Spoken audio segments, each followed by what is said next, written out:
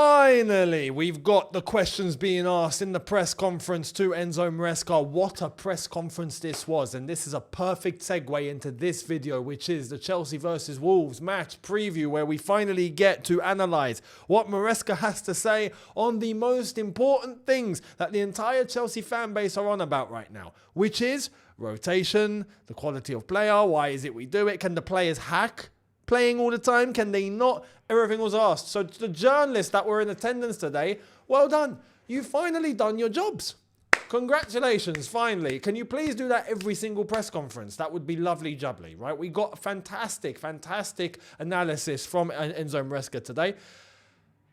Also, welcome back to Younes Talks Football. I hope you're doing well. Now, make sure you're here tomorrow for the match review after it's all said and done. And be on Shootout, link in the description for the watch-along, Chelsea versus Wolves, where me and George will be watching the game together, as always. And hopefully we get to see Chelsea pick up 3 points and not put in an absolute disaster class like we saw against Karabag. No more carrying bags for anyone, yeah? We need to go out and kill tomorrow. Go out and kill, and against a Wolverhampton team that are on track to becoming the worst Premier League side of all time. They've got rid of their manager. Vitor Pereira is no longer there. And they have done what I was asking them to do earlier on in the week when I told you guys Vitor Pereira had been sacked. What did I ask? I mean, it's so good I got indigestion. What is it? I said, please, don't hire anyone before Saturday. Don't. And I'm like, they're gonna. You don't sack a manager on Monday and then end up managerless by Saturday, surely. Wolverhampton Wanderers, you have fulfilled my wish. Normally, when we play against teams with a new manager bounce, we have a problem and we lose. But you guys have decided to be charitable to the charitable. You have decided to contribute to the charity themselves. You have given us your donation in order for us to continue our phenomenal philanthropy and our fantastic charitable work that we conduct across the country, right? Where you have decided to give us a helping hand in continuing to do the work that we do, which is by showing up to Stamford Bridge with no manager tomorrow. You are managerless. So there is no bounce to have because there's no manager to have a bounce off.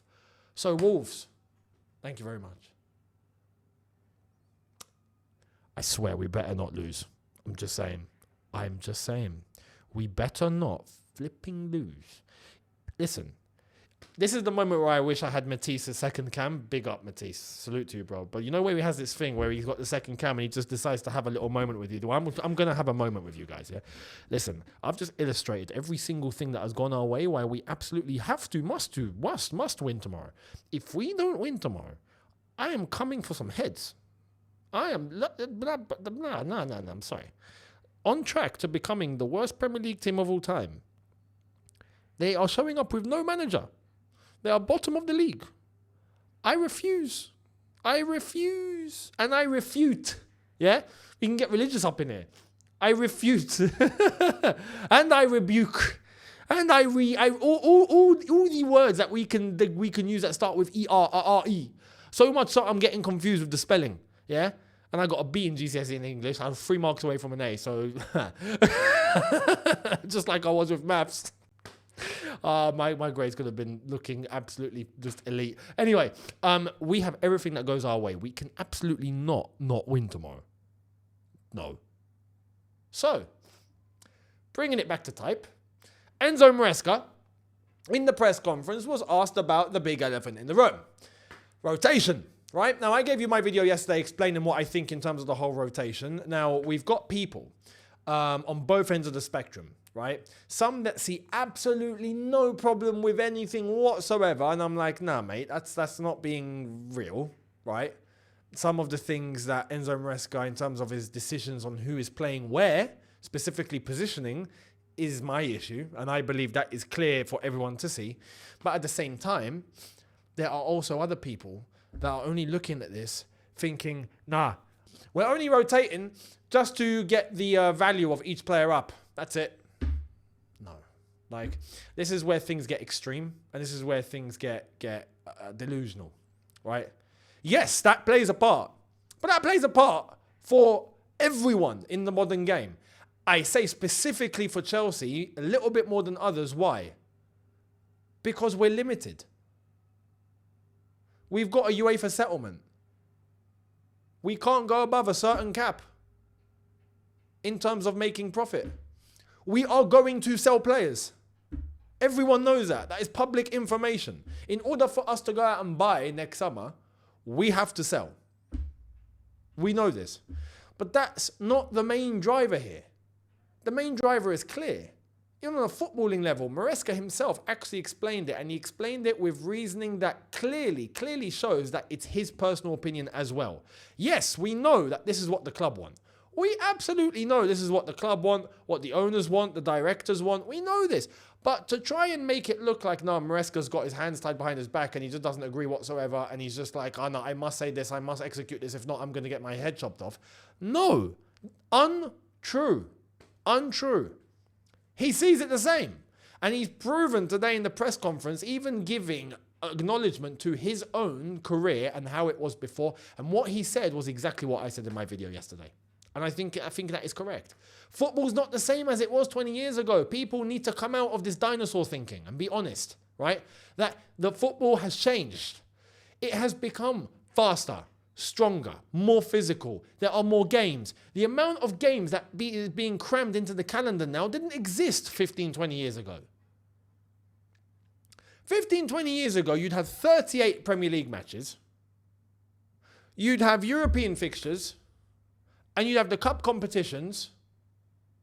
And that's it. The odd international break here and there. Now we've got about a gazillion international breaks. We've got Nations League, friendlies, qualifiers. We've got things like Club World Cup. We've got all sorts that is being crammed into the fixtures. We've got more Champions League games than before now. Instead of 6 group games, we've now got 8 league games. We've got a playoff if you don't make it straight away in order to make the last 16. So you can add another couple of games onto that.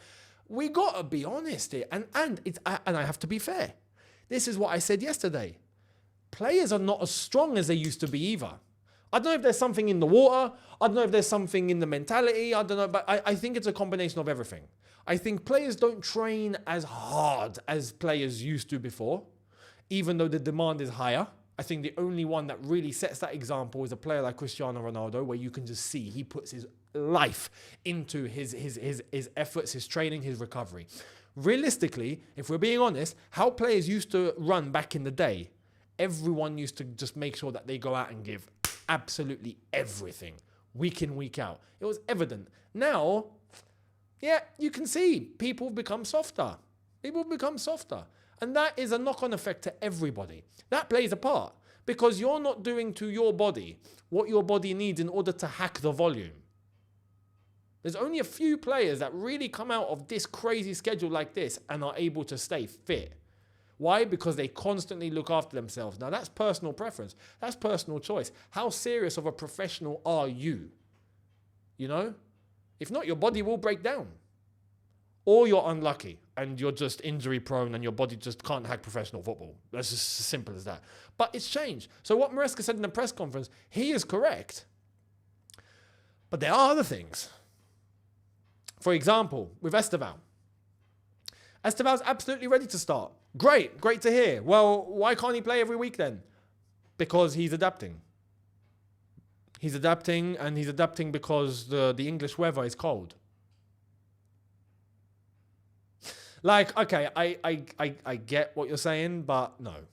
Listen, if you want to combat the cold, run. Simple as that, mate. You're not going to be cold on the pitch because you're running.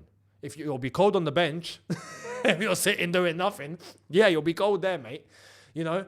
And of course, I get, but look, there are players, and I respect looking after players. I respect looking in terms of their well-being. I respect all of this because, like I've just outlined, the amount of games that are being played now is ridiculous. And I get that. But at the same time, you can't generalize everybody. You are going to have some exceptions that should be able to hack it. Look at a Lamine Yamal, for example, at Barcelona, who is playing week in, week out. And even then, you can already tell he doesn't conduct himself seriously off the pitch. Esteval, I know, conducts himself seriously off the pitch. 110%. We already know this. So I trust him. If we had a Lamine Yamal, for example, I'd be like, yeah, I'd want to play him every week, but I can understand if we're not playing him every week. And you can see Lamine Yamal at Barcelona. He's already had a couple of spells of injury. Why though? Look at his antics off the pitch. I don't need to go into detail. Everyone's seen it. The two go hand in hand. I trust Esteval. Everyone knows he's a serious professional. Everyone knows that he's a calm boy. Everyone knows he's got his head screwed on. Everyone knows that he's a mad talent. And on the pitch, you can see he's given 150% every single time. Even when we talk about Pedro Neto and why Pedro Neto should play. But in terms of the defensive side of the game and the work rate and the off-the-ball stuff, which a lot of people don't like to hear. But welcome to professional football in the modern era. You need that. If not, you're not playing. It's as simple as that. So people that want to just see just things on the ball and that's it. No, most of the game that you spend is off the ball. You only have moments that you have on the ball and you have to make those moments special, but you have to contribute to your team off the ball. What can you do to help? This is why Arsenal are so hard to get through, because everyone's helping each other. Off the ball is as important, if not more, than on the ball. So people really need to cement that and stop thinking from a FIFA football manager perspective. That's not real life. That is key. Esteval does all of that. It's clear. This is why I'm screaming. He can play. Play him. He's ready. And if we have to rotate and he doesn't play certain games in the cup or whatnot, cool. I'm cool with that. But he should be our main starter. And Pedro Neto, you got competition, my friend. Just like we're seeing competition with Garnacho and Gittins right now. That is evident. That's a good thing. So, the press conference was really refreshing. To see Enzo Maresca go into all that detail, if you haven't seen it, go into it because, he makes it clear. He makes it clear overall in terms of what his personal preferences and his personal thinking is in relation to all these things that we've been asking questions about. Even in terms of the defending against throw-ins against Spurs that worked, even in terms of the centre-back pairing, the question that was asked, which was fantastic, is if you keep chopping and changing, you're not going to build any chemistry. I agree. But this is why I ask for players to be played in their positions. Because at that point, you can come to some continuity, even if you are rotating. But the rotating does need to happen. We can't just stick with the same team every Premier League, every Champions League game. We will die, which Maresca was correct in saying. When you look towards the end of the season and the back end of the season where you are going to be playing the same team every week, that is when you're going to be allowed to do it because you prepared for it, the rotating in the first half of the season. That is logical. That is thinking with your head and not with your emotions. That is true. But even when you are rotating, you need to have combinations that you're constantly going to. It doesn't have to be the same combination every single time, but you have various combinations that you are using all the time. I'll give an example. If we're going to have Fofana and Chalobah as our main centre-backs, for example, then cool, you stick with them. And then if we're rotating and you go to Tosin and Achiempong, well, cool, you stick with them. You don't take out Achiempong and you play Chalobah with Tosin and then afterwards you play Achiempong with Fofana. No. Now you're messing things up. Or you play Hato, okay, he is rotation for Cucurella. Cool, you stick with that. You don't bring him into centre-back. He doesn't need to be there. But then we see Maresca do that. Why? When Josh could be playing, which would have brought continuity. Do you see what I mean? These are the things that need to be addressed, and the questions were asked today in the press conference, and I thought that was fantastic. So it's fantastic from the journalist perspective, finally. Well done. We finally got good questions. Good to see. Maresca answered all of those. But in terms of the game tomorrow, apparently he's ready to go to throw-ins, just in case. We do have that in our locker if we have to turn to it, which I'm guessing Liam Delap, mate. This is where your dad's training from when you was a boy is going to come in handy, mate. This is when you're going to be able to show off what your dad taught you. The history of the Rory Delap. You know, love to see it. Imagine we get a long throw and Liam Delap goes, that's fine, I'll take it, mate. He takes it off Reece James, don't worry. Let me have it. And he just goes, wallop. That would be football heritage. Football heritage. Heritage. Anyway, let's see what happens. But the injuries are the injuries. Lavia's out. We know this. And it looks like a bad one. I'm not surprised. We're going to have conversations about this one now. But we'll see. We don't know what the severity is. We don't know what the latest is. There's been no scans or tests yet. So we'll wait and see. Apart from that, everyone else that we know is fit, ready to go. And everyone that isn't, we already know, isn't. So, starting 11. What do? Well, I've already come to a team and I think you guys are going to like this. This is my starting 11. Let's go. Here it is. I've gone to Sanchez in goal, of course. Reece James, right back. Cucurella, left back, of course.